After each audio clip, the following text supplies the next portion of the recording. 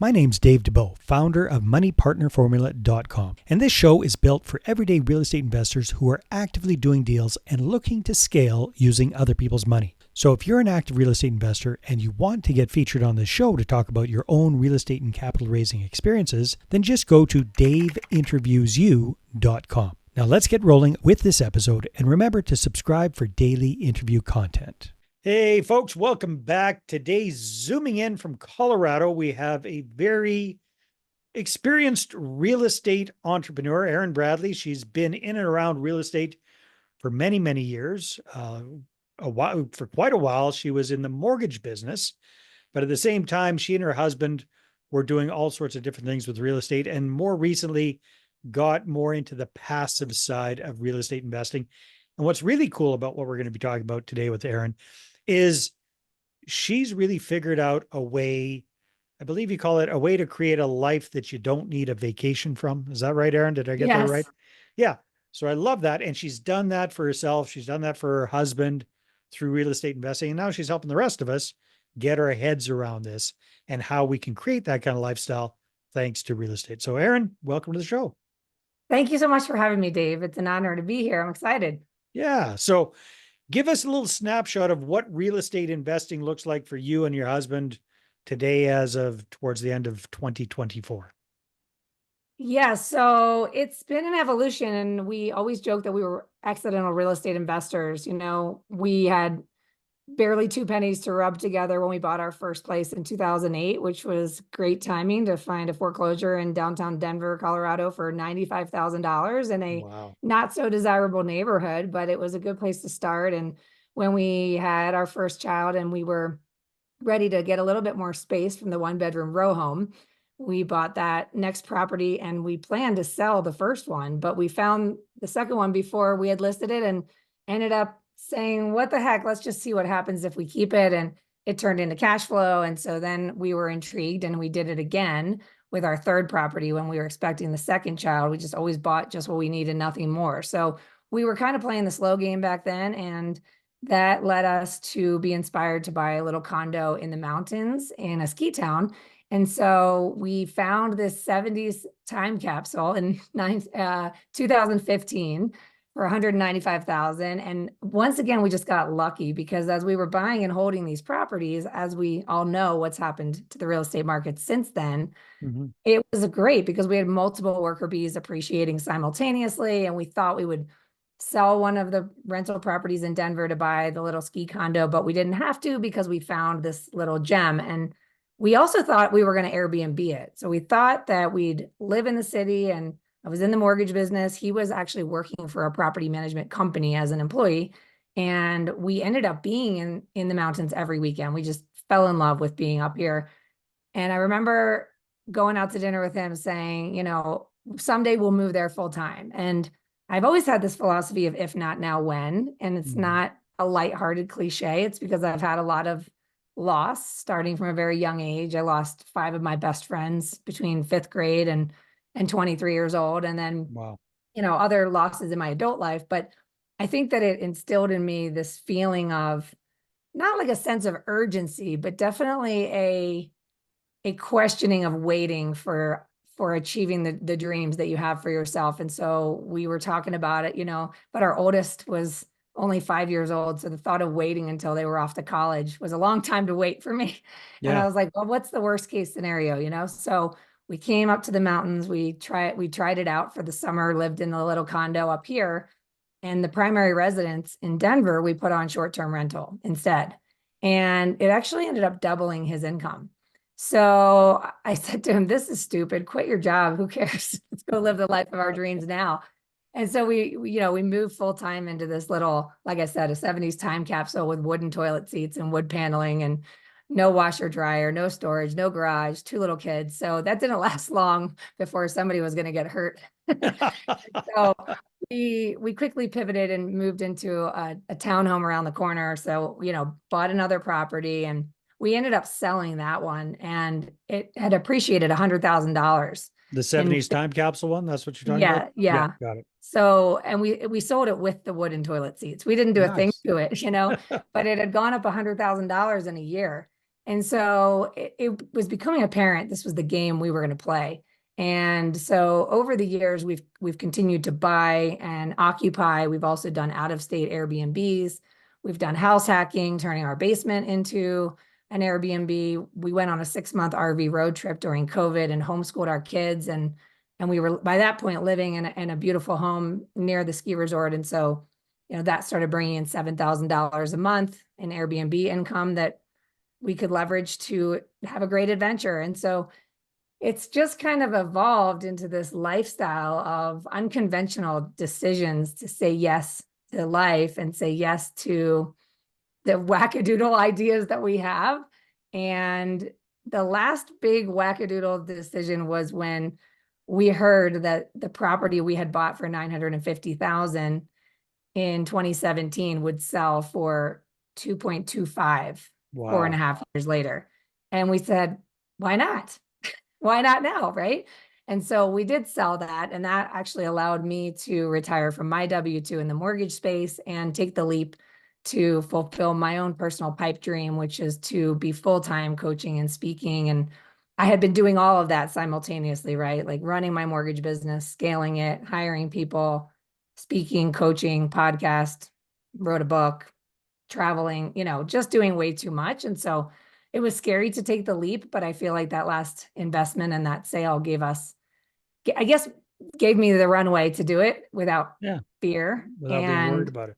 And that was 2 years ago, and it's been a fun ride ever since. And so, yeah, nowadays we are really interested in passive investing, syndications, commercial buildings, storage facilities, laundromats, ATMs. I mean, there's all kinds of interesting cash flowing assets out there, and that's really interesting for us because we've been active investors in short-term rentals and all these other types of investments. Are you guys still active investors with the short-term rentals? Is that still kind of the bread and butter of your income? No, you've gotten out of that. No, so we ended up trading in our properties over the years and then diversifying into a wider portfolio. As I said, I started to learn about these passive investment opportunities just in the last 3 or 4 years. And I'm in a national network or maybe international network of entrepreneurs, real estate investors, and other freedom seekers, if you will. And so I've been able to develop strong relationships with operators that are doing these interesting types of investments or buying businesses, and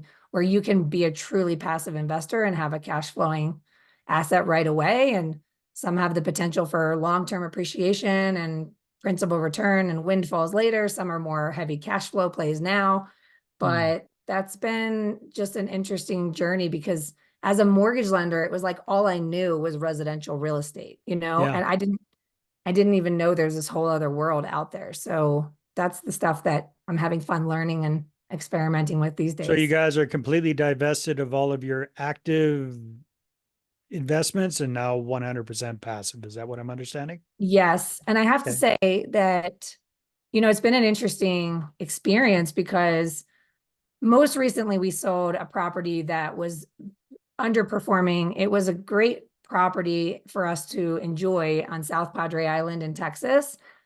But what we've learned in recent years, and even being at a recent real estate conference where there was a panel, a breakout session, or a session in the conference called Uninsurable America, where it's really difficult to get insurance on properties where there's natural disasters. And so because which is so much of the world now, right? I mean, yeah. And so with that particular property, we only had a $400,000 mortgage on a 4-unit property and a rate of 3.375. So you would think this is going to be a slam dunk on a short-term rental.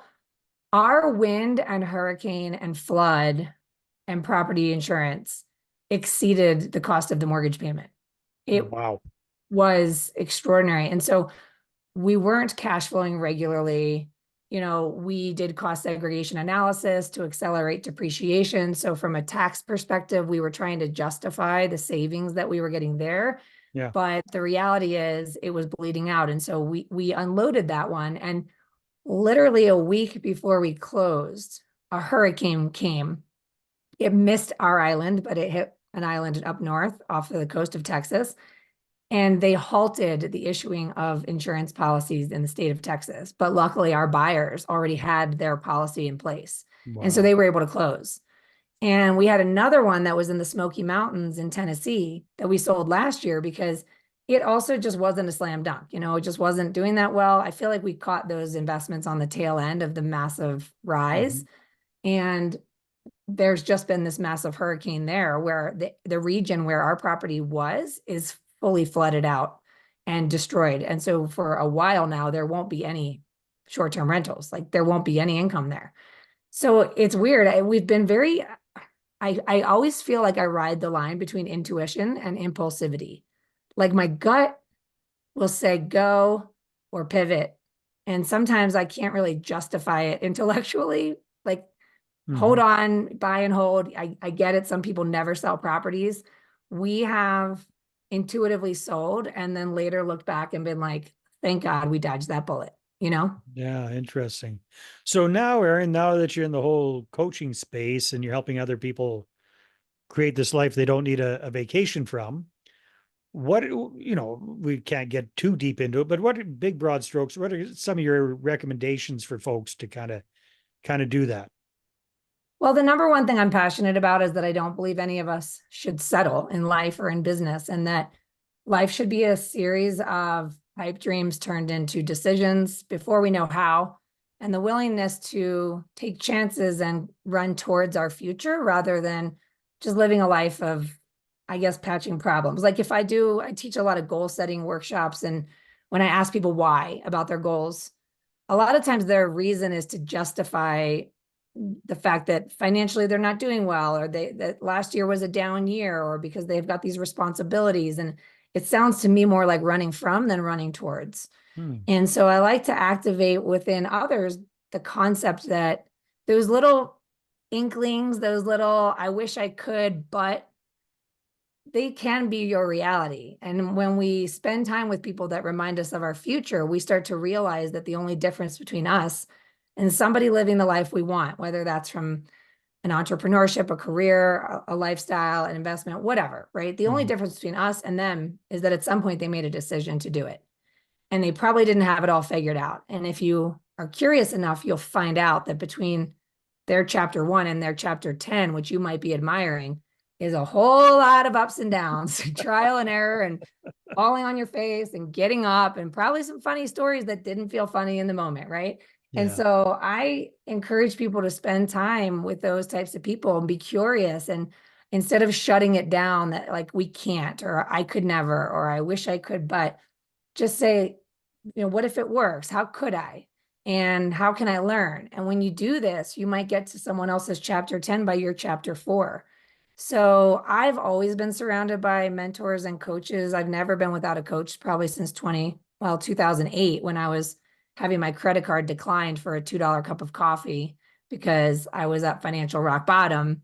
Hmm. And even though I was tens of thousands of dollars in debt, I opened one more credit card and found a coach. And I've been with coaches ever since. And I think there's some power in that. I think there's power in hanging around people that can see the belief in you that you can't see in yourself, or you borrow the belief you see in them, right?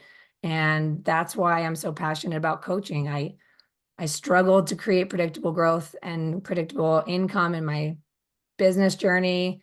I then experienced burnout. I tried to survive my own success for a long time. I tried to shrink my vision because I didn't like the experience of drowning. And I realized that, the only way forward is to scale. And so these are all topics that I teach in my coaching programs is decisiveness, goal setting, the willingness to take that next step without knowing how far the path is to the finish line, and Yeah. just ultimately Well, I was designing a going to life. ask you a question there. So, yeah, coaching is very important. If somebody kind of wants to tiptoe around into this a little bit, you talk about surround yourself with people that kind of have the positive attitude, who are goal focused, who are goal oriented.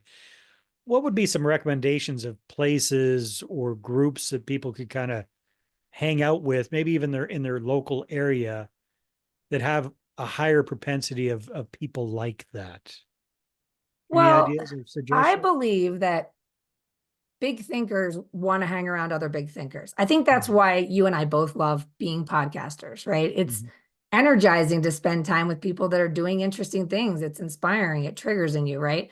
So certainly I would imagine in every metro area, there's probably some investor communities. There's, I was in the real estate space. So I was in mastermind groups and accountability groups with other real estate agents and mortgage lenders for many, many years. And we elevated by association. And if you're in a small town and not a metropolis, there's certainly somebody you admire. And I have found that even though we can all experience inferiority complex and insecurity around somebody we feel like is ahead of us in the game, put him on the pedestal. Yeah. Right. The truth of the matter is there's a story there. And most people that we would describe as, our version of successful in some capacity tend to be open and willing to share their stories with you or give you a few tips, right? A few pointers, or maybe point you in the direction of somebody that mentored them. But I would say more so on a virtual level, there are tons and tons of masterminds out there where you can plug in on a weekly basis or a monthly basis or whatever, and be in the virtual room with people that are alongside the journey with you so that you don't feel like you're alone, because you're not, As human beings, one thing we all have in common is the human experience of hopes and dreams, challenges, fear, insecurity, anxiety, overwhelm, burnout, exhaustion, any myriad of those things, right? And I don't think the job title changes that. So if we can be open, slightly different set of problems. I think that's what it's all about. Well, this has been awesome, Erin. And if people want more of Erin Bradley and they want to connect with you, where should they go? I love hearing from people and connecting. So if you want to reach out to me on Instagram at Pursuing Freedom Official, Pursuing Freedom is the name of my book, my podcast, my organization, and I love hearing from people. So if there's a takeaway or an aha, or you just want to say hello, please do reach out to me there. Awesome. Well, Erin, thanks so much for being on the show. Appreciate it. Thank you. All right, everybody, take care, and we will see you on the next episode. Hey there, I really hope you enjoyed that episode. And as always, if you want to listen to more daily interview content, make sure you subscribe. And if you're an active real estate investor and you're doing deals and you'd like to get featured on this show, then just head over to daveinterviewyou.com. Now at moneypartnerformula.com, we help real estate investors to create a process for predictably getting capital so they can do more deals without relying on hard money lenders or the banks. We do this by building them a private capital marketing system. Now, if you want help turning yourself into a big money capital attraction machine, then book a call with our team to see how we can help. Just visit moneypartnerformula.com to find out more. All right, take care, and we'll see you on the next interview.